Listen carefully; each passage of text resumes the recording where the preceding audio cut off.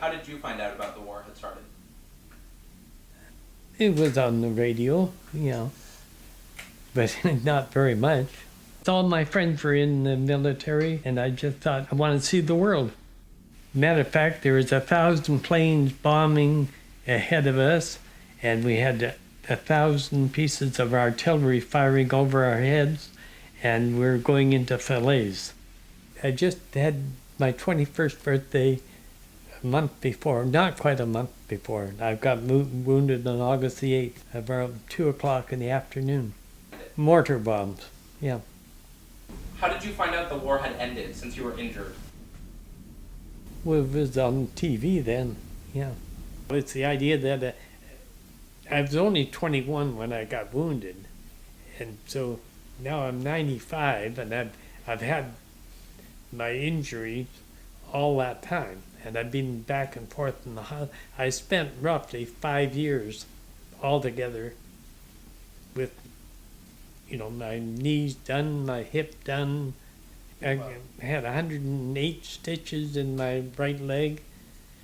I still got shrapnel in there, and I've got 5 screws in the leg. It could be worse. I could be still over in France. I was in the Naval Reserve. I joined when I was 16. I'm very proud of what my dad did when he served in the armed forces, giving up basically his childhood and a lot of things since as a result of his wound. So, you think about all the people that he knew, the friends he had, the friends he lost, the things he suffered, you can't help but be proud. I got 5 or 6 medals out there. I got the French Legion of Honor, had the Normandy Star, and the Knight's Cross. Had the opportunity, because my parents allowed me to go down to San Juan, Puerto Rico for 3 months as part of the Navy. The Naval Reserve was a means to an end. It had paid for my way through university. Certainly in terms of that, it was great. I had a chance to travel the country. I went back and forth across Canada 3 times, 4 times, back to Ontario several times, over to Halifax, around through the Panama Canal.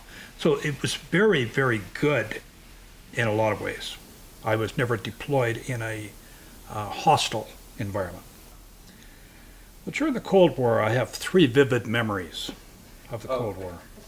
The first would be the Cuban Missile Crisis, where people weren't sure what was going to happen, whether mankind would even live beyond the Cuban Missile Crisis.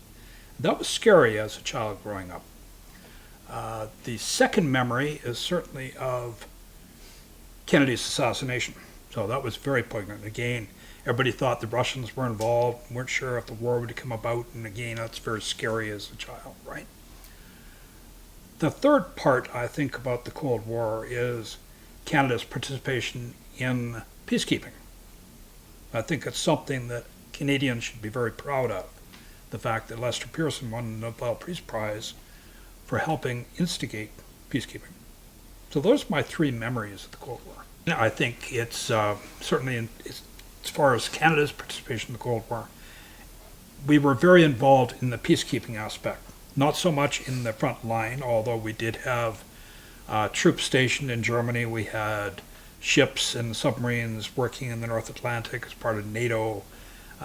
We were very involved in that. But at the same time, our peacekeeping arm of the armed forces was very instrumental in preventing an awful lot of genocide, an awful lot of wars, an awful lot of civilian casualties in so-called startup wars, if you will, small wars. So very proud as a Canadian. I would say they did whatever they could. I mean, we're only a small country compared to a lot of other countries that are involved. How do I feel about the world now in terms of the political situation? I think very, very unstable. Very unstable. I think there's an awful lot of power politics going on right now that people don't really understand the significance of what could happen. The problems with China, the problems with Russia, you could end up with a Third World War, you could end up with a lot of large conflicts. You know, it's a very concerning time. And with some of our players on the world market, i.e. Trump, certainly, and our friend Putin in Russia, you know, that there's some concerns out there. Things we should always be very aware of.